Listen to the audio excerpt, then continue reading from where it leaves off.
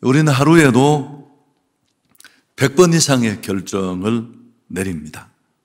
그리고 그 결정에 따라 삶의 방향도 달라집니다. 행복과 불행은 결과지만 사실은 자신이 내린 결정에서 비롯된 것입니다. 우리 앞에 놓여진 희망, 꿈, 목표 달성의 여부가 어떤 결정을 내리느냐에 달려 있습니다. 가만히 돌아보면 내 삶에 큰 영향을 미쳤던 그런 결정들이 있었죠. 학교를 선택하는 일, 또 배우자를 선택하는 일, 직업, 또 교회 선택까지. 만일 그때 내가 다른 선택을 했다면 나는 어떻게 되었을까요? 고등학교를 졸업하고 대학을 가지 않고 바로 직장 생활을 했더라면, 또 뜨겁게 사랑했던 그 첫사랑과 결혼을 했더라면 우리 인생은 또 다른 방향으로 흘러갔을 겁니다. 물론 그때의 내 결정이 후회 없는 그런 결정일 수도 있습니다. 그러나 돌아보면 너무 아쉽고 또 큰 기회를 놓친 것 같은 그런 후회되는 결정도 있을 것입니다. 좋은 결정은 멋진 결과를 만듭니다. 제가 이 얘기도 가끔씩 했는데, 제가 존경하는 목사님 한 분이 책 서문에 그렇게 썼더라고요. 나는 매번 인생의 선택의 길에서 어려운 쪽을 선택했다. 더 힘들고 부담되는 쪽을. 그리고 그 선택이 지금까지 나를 이끌었는데 후회하지 않는다. 그분은 지금 목표를 참 잘 마치고 아주 멋진 후광을 누리며 남은 생을 살고 계십니다. 자, 이렇게 선택은 언제나 우리 삶을 갈라놓는데 좋은 선택도 있지만 잘못된 선택도 있습니다. 오늘 다윗의 선택은 정말 최악의 결정이었습니다. 10여 년 전에 다윗은 이스라엘의 왕으로 기름 부음을 받습니다. 그리고 여러 차례 하나님은 선지자를 통해 그가 이스라엘의 차기 왕이 될 것을 확인했습니다. 그런데 시간은 너무 많이 흘렀습니다. 10년 가까이 시간이 흘렀지만 소망은 전혀 보이지 않고 달라진 건 하나도 없어요. 상황은 더 나빠지고 자기 목숨을 노리는 사울의 칼날은 더 번뜩입니다. 도대체 얼마를 더 이렇게 살아야 하는지. 그는 그 긴 유랑과 도피 생활에 지쳤습니다. 2번에 걸쳐서 그의 정적인 이 사울을 제거할 그런 기회가 있었죠. 엔게디 황무지, 또 10황무지, 24장, 26장의 상황인데 매번 그를 죽이지 않고 살려둡니다.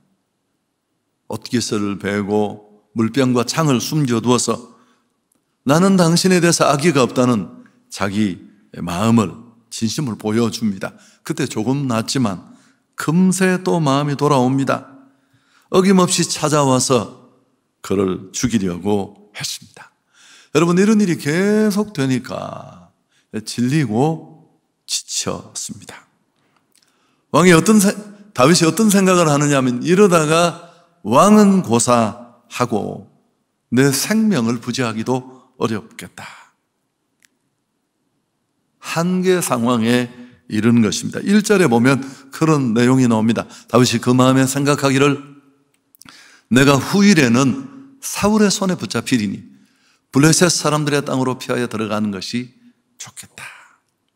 그래서 그는 주저없이 서둘러 추종자들과 함께 블레셋이라는 적진으로 망명하게 됩니다. 여러분, 성경을 읽으면서 우리가 착각할 수 있는 부분인데 또 이렇게 같이 설명도 가끔 합니다만, 사실 다윗의 블레셋 행은 이게 처음이 아니에요. 21장에 있었습니다.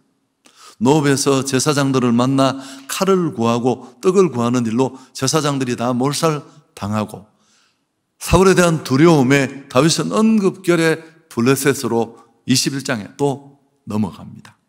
금방 정체가 드러나자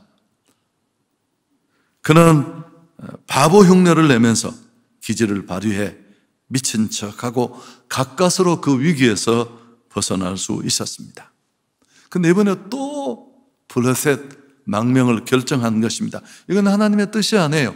그가 1차 블레셋에서 돌아와서 아둘람 굴에 숨어 있을 때 갓 선지자가 찾아와서 뭐라고 합니까? 유다 땅으로 돌아가라고. 이스라엘의 왕될 사람으로서 아무리 힘들지만 이 땅을 떠나는 것은 하나님의 뜻이 아니라는 겁니다. 오늘도 마찬가지입니다. 사울의 끈질긴 추격, 또 600명 넘는 휘하 사람들의 식량, 이런 절절한 필요가 있었지만 그럼에도 불구하고 용납될 수 없는 일이었습니다. 블레셋행을 결정하고 난 다음에도 한동안은 형통했습니다. 문제가 없었습니다. 계획대로 사울을 따돌릴 수 있었고, 또 블레셋 아기스 왕으로부터 시급을 얻어 살 곳도 생깁니다. 4절 5절이 그런 얘기를 하고 있습니다. 다윗이 가드에 도망한 것을 어떤 사람이 사울에게 전하매 사울이 다시는 그를 수색하지 아니했다. 불신앙으로 선택한 인간적인 결정이었습니다마는 한동안은 아무 문제가 없어 보였습니다. 하나님의 뜻이 아니면 당장 길이 막혀야 하는데 오히려 술술 풀리기까지 합니다. 여러분, 이게 잘못된 결정의 함정입니다. 요나가 니느웨로 가야 하는데 그는 항구에 다다르니까 마침 다시생 배가 있었어요. 때마침 그 배를 타고 순항하는가 싶었잖아요. 마찬가지입니다. 다윗은 스스로도 착각했을 가능성이 큽니다. 내 생각은 적중했고 자기 선택이 옳았다고, 그리고 이게 하나님의 뜻이야, 하나님의 은혜가 아니면 어떻게 이런 일이 가능할까 생각했을지도 모릅니다. 그렇지만 앞에 얘기했습니다마는 다윗의 블레셋 행은 그의 인생의 최악의 결정 가운데 하나입니다. 이 블레셋 시글락에 머무는 1년 4개월은 그야말로 최악이었습니다. 평안을 찾기 위해 갔는데 한순간도 평안은 없었습니다. 비참하고 초라하고 절망적인 시간을 보냅니다. 간증이 다 사라졌어요. 그리고 믿음의 방황, 큰 시험을 그는 직면하게 됩니다. 여러분, 이 시글락에서 보내는 망명 생활 속의 다윗의 모습은 하나님의 사람인지를 의심할 정도입니다. 아기스에게 받은 이 시골 소읍인 시글락에 거하면서 이스라엘의 남부 지방 거민을 상대로 노략질을 합니다. 산적처럼 일행의 양식을 구해야 하니까. 그리고 이방의 왕 아기스에게 신임을 얻기 위해서 거짓말을 밥 먹듯이 합니다. 양민을 학살하고 빼앗은 물건을, 물론 이스라엘은 아닙니다만은 아기스에게 상납까지 하는 파렴치함도 서슴지 않습니다. 꼬여도 너무 꼬인 거죠. 완전히 길을 잃었습니다. 여러분, 우리가 살다가 이럴 때가 있어요. 지금까지 믿음으로 살았고 믿음으로 반응했고 힘들어도 묵묵히 자리를 지키며 버텨왔는데 어느 한순간에 이게 왕창 흔들리면서 그냥 다 뜨는 수마다 패착에 악수에, 이게 성도의 삶인지 치열하게 물불 가리지 않고 도덕 윤리 뛰어넘은 세상의 삶인지 구분 안 될 이런 자리에 이를 수 있습니다. 점점 더 깊은 악의 수렁으로 다윗은 빠져듭니다. 호세아서의 말씀이 꼭 맞아요. 그들이 바람을 심고 광풍을 거둔다. 호세아 8장 7절에 있는 말씀입니다. 망명 생활은 단 하루도 편하지 않았습니다. 여러분, 이게 끝이 아니라 마침내 생애 큰 위기를 맞습니다. 속임수로 아기스 왕의 신임은 받았지만 결국 진퇴양난의 고비를 맞는데 블레셋과의 전쟁에 아기스가 함께 참여할 것을 원한 겁니다. 그 전쟁에 그를 끌어들였습니다. 사무엘상 28장 1절에 보면 그때 블레셋 사람들이 이스라엘과 싸우려고 군대를 모집한지라 아기스가 다윗에게 이르되 너는 밝히 알라 너와 내 사람들이 나와 함께 나가서 군대에 참가할 것이니라. 지금껏 그는 변방의 다른 나라들을 치고 빼앗았는데 그때마다 이스라엘을 침략했다고 블레셋 왕 아기스에게 거짓말을 하며 신임을 쌓았습니다.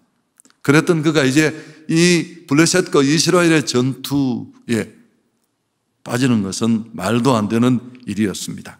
시글락에서 블레셋 군대 집결지 아벡까지는 사흘 길이었는데 민족을 상대로 전쟁을 치러야 하는 이 다윗의 심정은 정말 천근만근이었을 겁니다. 만일 이 전투에 한 번이라도 발을 들여놓았다면 이제 게임 오버예요. 다 끝나는 겁니다. 성도가 하나님 뜻보다는 자기 꼼수로 살면 이런 공경을 당하게 된다는 것을 너무너무 잘 보여줍니다. 동족 상잔의 위기에 처했던 다윗입니다. 그러나 그를 믿지 못하던 블레셋 장군의 반대로 극적으로 그는 피할 길을 얻게 됩니다. 여러분, 이건 우연히 된 일이 아니죠. 분명히 하나님의 섭리고 은혜였습니다. 아비가일을 통해 나발 일가를 복수할 그 분노의 불을 꺼뜨려 주고 막아준 것도 하나님이셨습니다. 그 신실하신 하나님이 피할 길을 주신 것입니다. 이 사건을 통해 다윗은 많은 것을 깨닫게 되었을 것입니다. 그리고 여전히 함께 하시는 하나님을 발견하게 되었겠죠. 내가 놓았다, 잡았다 하는 거지. 하나님은 언제나 그 자리에 계십니다. 근데 이게 시작에 불과했어요. 여러분, 길을 잃은 게 그렇게 쉽게 회복되는 게 아니죠. 블레셋 땅으로 돌아왔는데 더 큰 어려움이 기다리고 있습니다. 허술해진 틈을 타 아말렉이 블레셋 남부 도시를 습격합니다. 그러면서 당연히 다윗 일행이 머물던 이 시글락도 공격 대상이 되었고, 돌아와 보니까 아말렉은 여자와 아이들을 포로로 잡아갑니다. 그의 두 아내도 역시 끌려갔고 가축과 재산을 모조리 노략해 가버리고 떠나면서 성에 불을 질렀습니다. 이 장면을 지켜본 휘하의 600명의 용사들은 울다가 지칩니다. 그리고 군중 심리에 사로잡혀서 지도자인 다윗을 향해 돌을 던지려고 합니다. 자, 이제 올 때까지 온 거예요. 이 위기 상황 속에서 이제 새로운 반전이 시작됩니다. 그런 이 문제를 하나님 앞에서 해결하는데요. 자, 30장 6절 같이 한번 읽습니다. 백성들이 자녀들 때문에 마음이 슬퍼서 다윗을 돌로 치자 하니 다윗이 크게 다급하였으나 그의 하나님 여호와를 힘입고 용기를 얻었더라. 이 구절은 굉장히 중요한 구절인데, 이 위급한 상황에서 다윗은 하나님을 생각하게 되었고 그 하나님을 힘입어 다시 용기를 얻습니다. 이 낭망의 자리를 툴툴 털고 나오는데, 이게 우리 번역만 봐서는 쉽지 않습니다만 히브리 원문을 보면 와우 계속법이라는 어법이 쓰였습니다. 이건 뭘 나타내느냐 하면 앞에 결과가 뒤에 결정의 원인이 될 때 쓰는 어법이에요. 그는 길을 잃고 꼬이고 꼬여서 엉망이 되어 찾아온 이 절망 속에서 내가 잘못했구나. 그리고 비로소 자신을 돌아보게 됩니다. 그리고 나서 여전히 함께 하시는 하나님, 그 하나님이 나를 지금까지 이끄셨는데 내가 인간적인 방법으로 이 문제를 해결하려 했구나.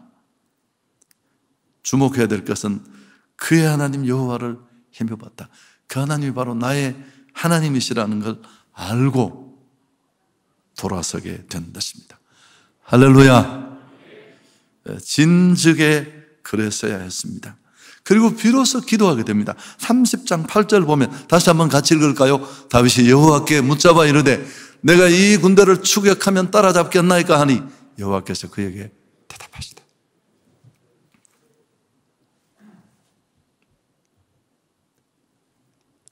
그를 쫓아가라. 내가 반드시 따라잡고 도로 찾으리라. 다윗이 여호와께 묻자오되, 이건 대단히 중요한 관용적 표현이에요. 마음대로 살다가 무너졌을 때 처음에도 그러죠. 그는 다시 하나님의 인도의 중요성을 알고 하나님께 묻고 인도를 받는 삶을 회복하셨는데 지금도 마찬가지입니다. 여러분, 다윗은 왜 이렇게 잘못된 결정을 할 수밖에 없었을까요? 그 첫 번째 이유는 믿음의 요동입니다. 하나님의 인도에 대한 확신이 흔들렸기 때문입니다. 여러분, 지금도 그렇습니다. 직분이 무엇이고 어떤 간증을 얼마만큼 누렸고 신앙생활의 연조가 아무리 커리어가 길고 하더라도 살아계신 하나님의 나를 인도하시고 나는 하나님으로 산다는 이 절대적 신앙이 요동하면 이런 결과가 됩니다. 너무 지치고 도망자의 시간이 길어지니까 이러다가 진짜 죽겠다. 왕은 고사하고 살 길을 찾자. 여러분, 이렇게 해서 이런 악수를 두게 된 거잖아요. 자, 1절을 다시 한번 보시면 다윗이 그 마음에 생각하기를 내가 후일에는 사울의 손에 잡히겠다. 이 마음에서 이게 먼저 시작되는 거예요. 그래서 생각이 무너지면 다 무너집니다. 늘 믿음으로 반응했던 그가 스스로 자신은 망할 것이라고 생각했습니다. 끝나지 않고 멈추지 않는 이 지긋지긋한 상황을 보며 비관적으로 생각한 것입니다. 그래서 여러분, 이 생각은 정말 무섭습니다. 신앙이 시작되는 자리도 생각이고 그 신앙이 무너지는 첫 자리도 이 자리예요. 그리고 누군가가 내게 말하는 것, 그 말도 중요하고 그 말을 듣는 것도 중요하지만 자신이 자신에게 하는 말은 더 무서워요. 스스로가 난 이제 망했어, 난 끝났어. 주변 사람들도 그 어둠의 영향을 받지만 내 안에 있는 자아라는 내 소리를 듣는 나가 있잖아요. 그 자아가 정말 주눅이 들어서 아무것도 못하게 됩니다. 여러분, 이렇게 두려우니까 그저 상황에 밀려 조급하게 그는 블레셋 망명을 결정했고 그게 화근이 된 거죠. 신앙의 최고 정상은 성령 하나님의 인도를 받는 것입니다. 여러분, 거기는 계획도 없고 아무것도 없어요. 그분이 완벽하게 나를 이끄시고 생각하면 이루어지는 간증으로 넘치는 그런 길을 가게 되는데,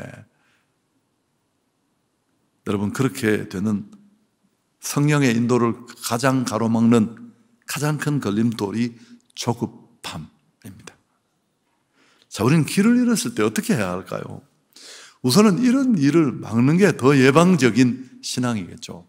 그러려면 한번 된통 당해봐야 돼요.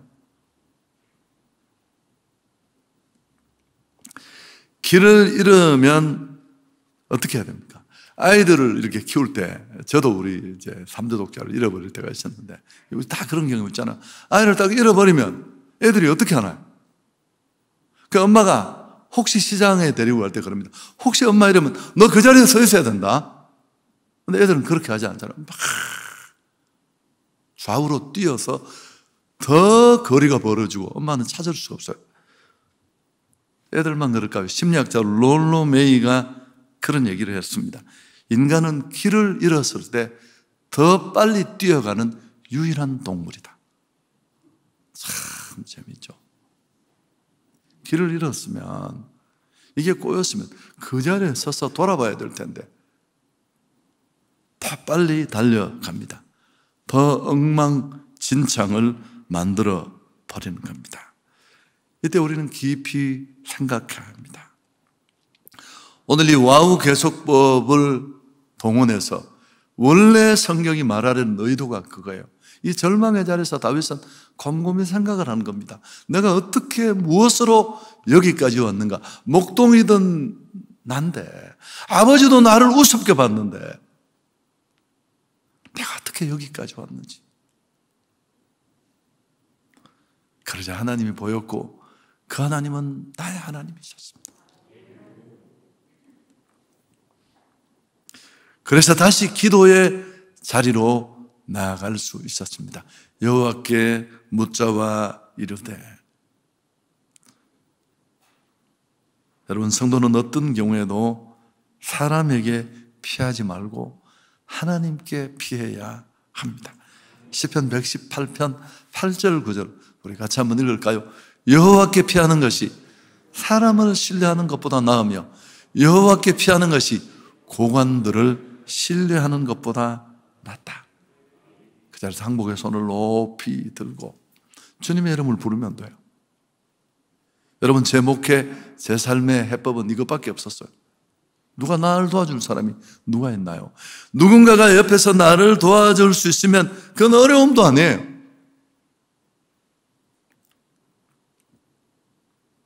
설교 정리하겠습니다. 한 번의 결정이 인생을 좌지우지할 수 있습니다. 하나님 안에서 깊이 생각하고 결정해야 합니다. 에리 프롬은 이성은 인간에게 축복이면서 동시에 저주이기도 하다. 잘못 사용하면 초악수가 되니까요. 두려움 때문에 내린 꼼수, 최악수가 되었습니다. 믿음이 흔들리면서 이런 일이 생긴 거죠.